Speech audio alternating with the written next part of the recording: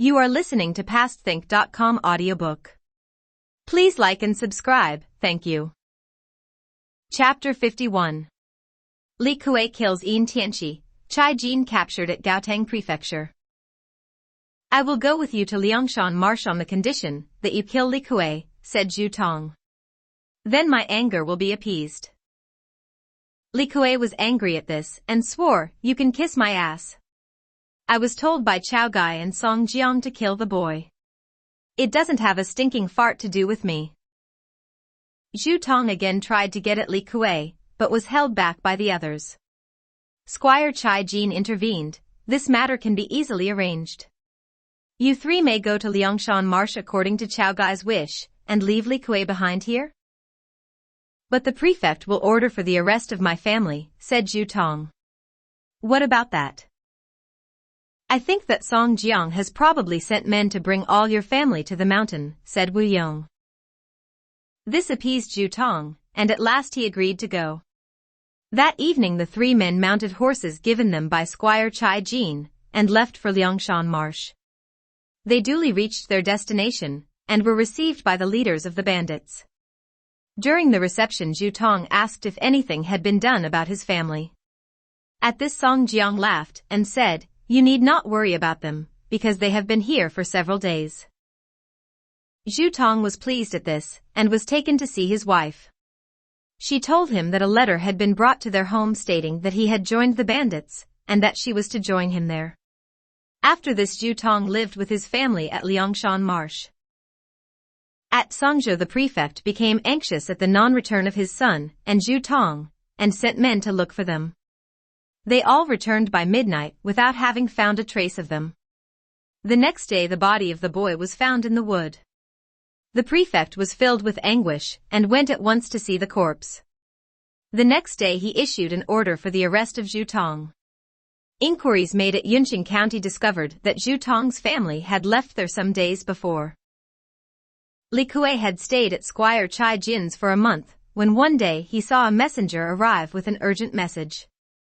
Squire Chai Jin read the letter, and was startled. He said, "As things are like this, I must go and look into the matter myself." "What is it about?" asked Li Kuei. "I have an uncle at Gaotang Prefecture, and he is very ill because a man is trying to deprive him of his garden. As he is about to die he asks me to go, and hear his will. As he has neither son nor daughter I must go at once to him." "I should like to go with you," said Li Kuei. "What do you say?" "As you want to go I have no objection," said Squire Chai Jin. He then selected about 10 of his best horses and men to go with them. They started the following morning at daybreak, and reached Gaotang Prefecture the same day.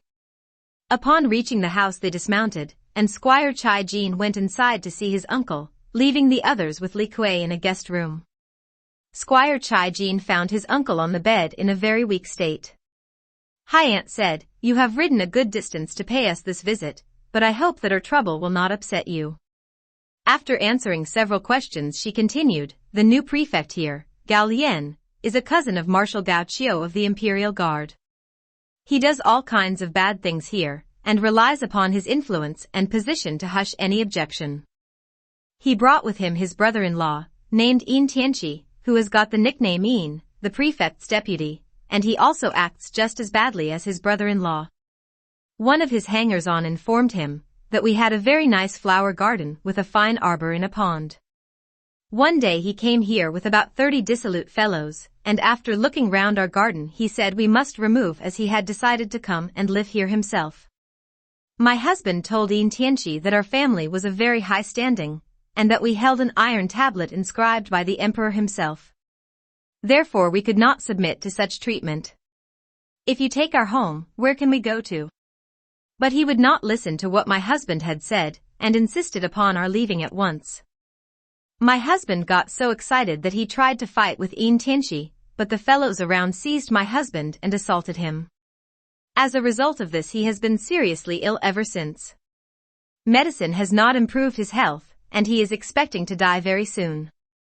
As you are his cousin you must devise some plan for this situation."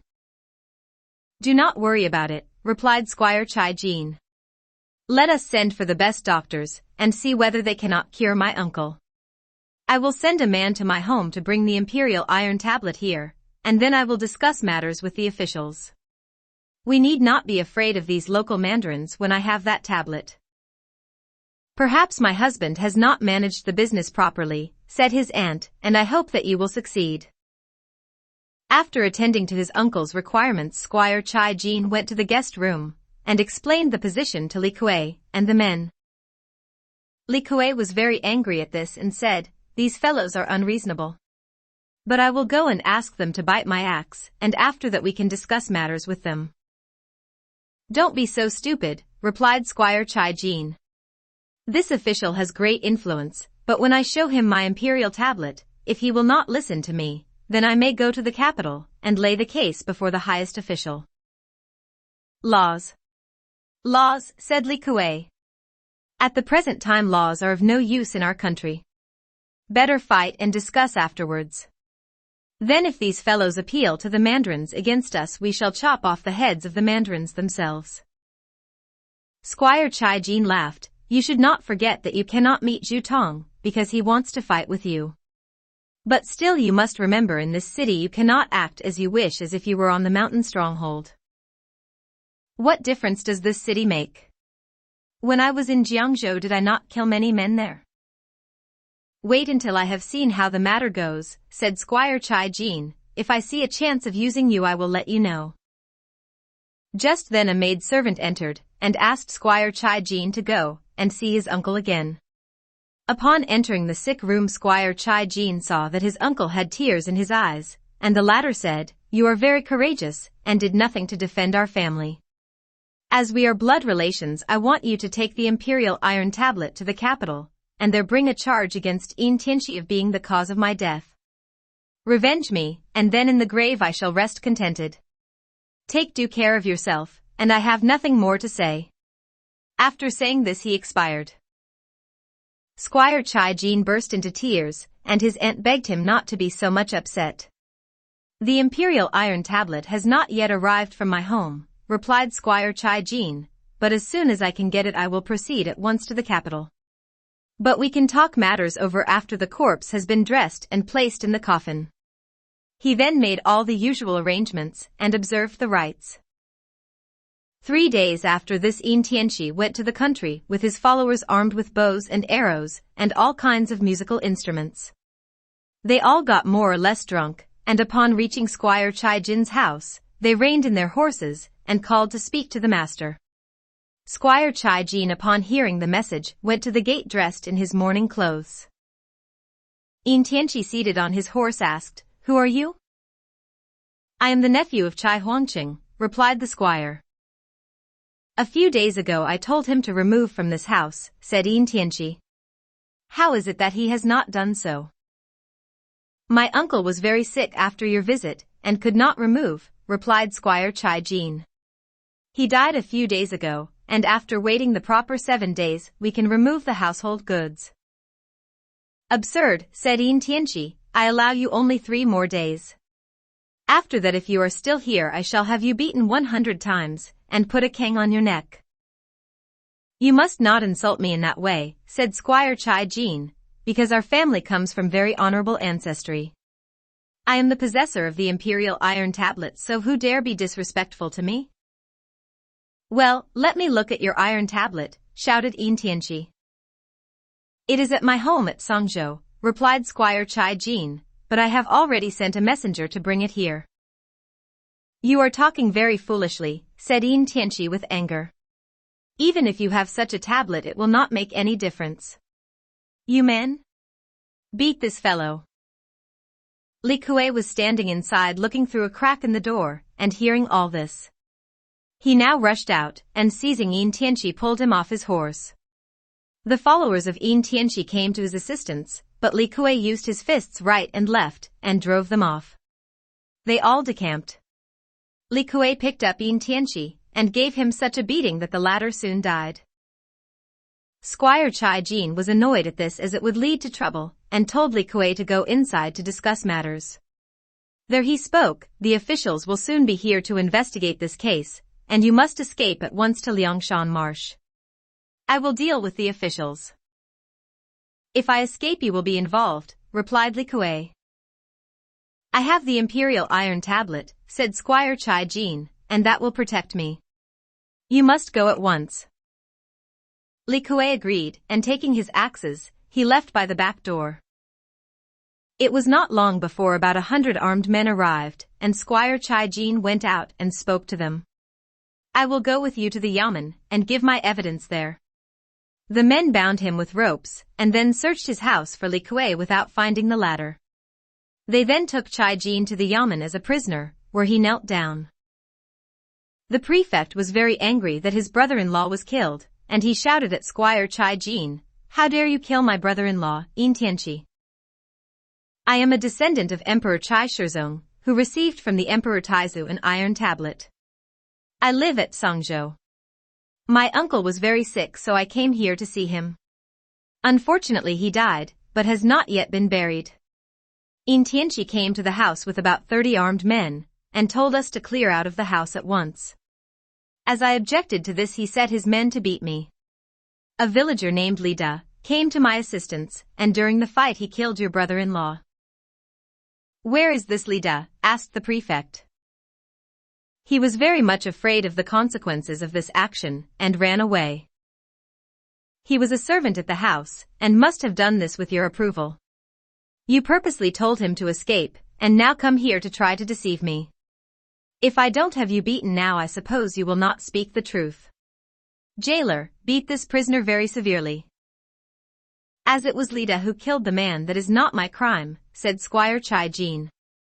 I have an Imperial Iron Tablet protecting me from injustice, so how dare you torture me? Where is the tablet? I have already sent a man to bring it here from Songzhou. The prefect was angry and shouted, "This fellow is doing his best to thwart the law. Beat him." The attendants seized Squire Chai Jin, and beat him till the blood flowed.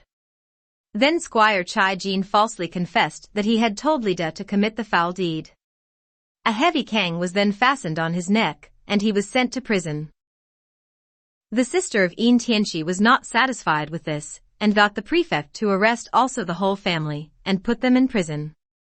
She also got the house sealed up. Li Kuei traveled day and night to get to Liangshan Marsh, but on arriving there he was seen by Zhu Tong, who was angry at the sight of him. Zhu Tong seized a halberd, and Li Kuei took his axes. Chao Gai and the other leaders interposed to stop the fighting. Song Jiang spoke in an apologetic tone. Li Kuei killed the prefect's son in accordance with Wu Yong's order, and the latter only thought of that because you would not join us. Do not think of that affair any more, but let us work together here, and not let outsiders laugh at us. He then turned to Li Kuei and told him to apologize to Zhu Tong. Li Kuei stared at Song Jiang and said, I have been here a long time, and have done many meritorious deeds. But Zhu Tong has only been here a few days, and has done nothing so far. Why should I apologize to him? Although Wu Yong gave the order, yet you actually did the deed, said Song Jiang. But apart from that, Zhu Tong is your elder brother, and if you will salute him now, and become friends, I myself will give you a salutation, and so end this trouble satisfactorily for all. Li Kuei turned to Zhu Tong and said, I am not afraid of you.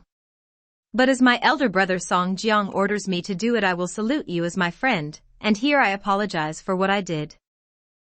He gave Zhu Tong 2 salutations, and the latter was appeased. Li Kuei then told the assembled leaders what had happened to Squire Chai Jin. When Song Jiang heard the news, he was startled, and said, You have escaped, and let Squire Chai be involved. Do not get excited, interposed Wu Yong. I was afraid that Li Kuei would make some trouble at Squire Chai Jin's place, so I sent Dai Zong there to investigate and report. If Li Kuei was not there, Dai Zong was to go on to Gaotang Prefecture, and make inquiries there. While he was speaking, a scout entered, and reported that Dai Zong was just arriving. Dai Zong soon entered the hall, and Song Jiang asked for news about Squire Chai Jin. He reported that not finding Li Kuei at Chai Jin's home, he had hurried on to Gaotang Prefecture. There he heard the news that a dark-complexioned man had killed Yin Tianqi. That as Squire Chai Jin was implicated, he had been arrested and was put in prison. All the furniture and also the house had been confiscated. Squire Chai Jin was undoubtedly in danger of losing his life. That black fellow is always stirring up trouble, said Chao Gai. Everywhere he goes there is some strife. Squire Chai Jin's uncle was killed by Yin Tianqi, said Li Kuei. Then he came and wanted to take possession of the house, and I heard what was said. Even if I were a living Buddha, I could not have remained passive with such injustice. Squire Chai Jin has always been on good terms with us here, said Chao Gai, and now that he is in danger I will go myself to rescue him from the peril. How can you do that by yourself when you are a great chief, said Song Jiang. As I am indebted to Squire Chai Jin, I will go in your place. Gaotang Prefecture is a small place, but the people and soldiers are many, so that we must not consider this matter as only trifling, said Wu Yong. We must send at least 5,000 men under the command of Lin Chong, Hua Rong, and 10 other leaders as an advance guard. The main body consisting of 3,000 men must be in charge of Song Jiang and 9 other leaders. They all left Liangshan Marsh that very day, and upon nearing Gaotang Prefecture the prefect was informed by his own men of the advance of the brigands. Upon hearing this the prefect Gao Lian sneered and said, "These are bandits of Liangshan Marsh, I will now capture them as they come here. Let all preparations be made for an immediate march outside the town. The people left behind can guard the city." He mounted his horse and went to the parade ground where the troops assembled, and soon began to march out of the town gates. His own bodyguard consisted of 300 men called the Flying Spirits. He commanded these specially selected men himself. They had armor, a double-edged sword on their back, and were mounted on horses. They formed the center of the army with the other soldiers on both wings. The two armies duly met and faced each other standing in readiness. Both sides sounded their rams' horns and beat their drums. Lin Chong, armed with a big crooked spear, galloped forward, and coming near the opposing force shouted, "Gao, you thief! Come out!" Gao Lian advanced with about 30 officers, and then halting shouted, "You, fellow, are not aware that you will soon die. How dare you come here?" "You robber of the people," replied Lin Chong. "Very soon I shall go to the capital to kill that rascal Marshal Gao Qiu. When I cut him up into small pieces I shall be contented." Gao Lian was angry, and turning round asked his attendants who would volunteer to kill this thief. General Yuji came forward, and whipping his horse dashed towards Lin Chong. They fought, and after about 5 bouts, Lin Chong mortally wounded General Yuji, who fell dead off his horse. Gao Lian was surprised, but called for another volunteer. General Wen Wenbao next came forward mounted on a cream-colored horse, which had many bells tinkling, and he was armed with a long spear. He galloped and met Lin Chong.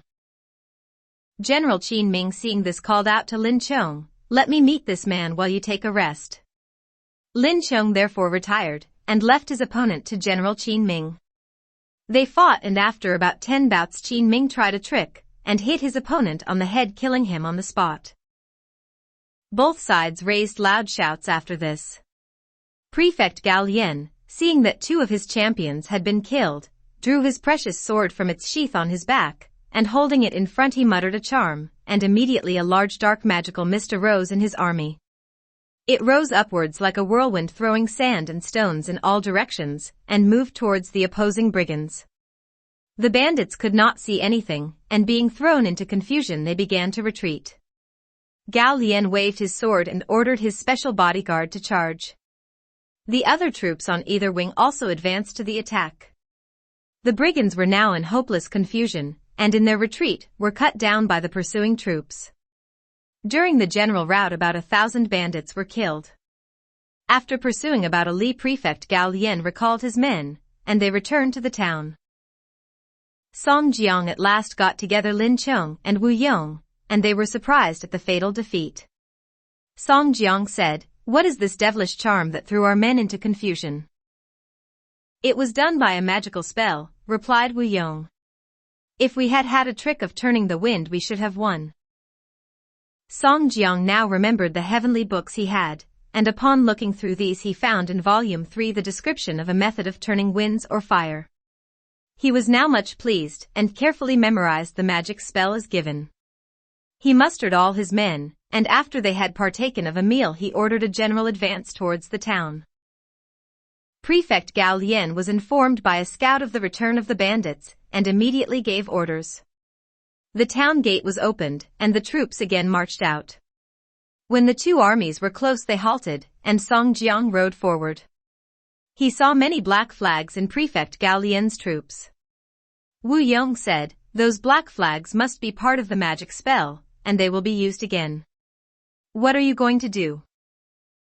"Do not be anxious," replied Song Jiang. "I have a means of gaining a victory this time. You tell our men this, and order that they must advance without any fear." Gao Lian addressed his troops, "This time we will have no single combats, but instead you will all advance on hearing my signal. You must capture Song Jiang this time, and I will reward you handsomely." His charmed breastplate was engraved with animals and seal characters. He carried his sword in his hand, and went in front of his bodyguard on horseback. Song Jiang pointed to him and cursed him, "Yesterday I was not here, and therefore my men were defeated by you. Today I will see that you are killed." Gao Lian replied in a loud voice, "Do not make me soil my hand, you rebellious thieves, but submit at once and become my prisoners." He then held his sword aloft and muttered a charm. Immediately a black mist arose, and began to whirl round. Song Jiang also took his sword, and uttered his spell. The black whirlwind immediately turned, and went back towards Prefect Gao Lian's army. Gao Lian, seeing the black whirlwind returning, took his charmed breastplate, and rattled his sword on it. Immediately a cloud of sand arose, and from this mass emerged strange monstrosities, snake and insects. Song Jiang was quite nonplussed at this, turned his horse, and galloped off to escape these monstrosities, followed by the other leaders and all his men. Gao Lian ordered a general advance, and his army pursued the fleeing bandits. They chased them for about 5 li, and then a gong was sounded to stop the attack, and the troops returned to the town. The brigands reached their camping ground, and Song Jiang held a consultation with Wu Yong, as they had been defeated twice at Gaotang Prefecture for the purpose of rescuing Squire Chai Jin. Wu Yong said, "As this man uses such supernatural agencies he will probably attack us tonight, so we must prepare for same." Song Jiang then ordered Yang Lin and Baixing to guard the camp with 300 men, while the other leaders retired to another place. These two leaders posted their men at various points hidden in the grass. They waited until nearly 9 p.m., when a storm arose with wind and thunder. The two leaders then saw Gao Lian with his bodyguard, advancing upon their camp whistling. But finding nobody there, Gao Lian and his troops returned. The two leaders hidden in the grass signaled to their men, who immediately, without showing themselves, raised a loud shout. Gao Lian could not understand this, and fearing a trap in the dark ordered a retreat, and his troops scattered in all directions. The bandits now discharged arrows from their ambush, and one of these hit Gao Lian in the shoulder. Many soldiers were killed. Gao Lian led some of his men back, and after pursuing them for some distance, Yang Lin and Baixing summoned their men to return. The rain had now stopped, and it was a bright starlit night, with a cloudless sky. They returned to the camp with about 20 prisoners, and reported the matter to Song Jiang. He was surprised to hear the details, because at his camp there had been neither wind nor rain nor thunder. It was the general opinion that Gao Lian had used his supernatural powers again. Yang Lin was sure that he had wounded Gao Lian with an arrow, and said that Gao Lian had his hair unbound and flying loose.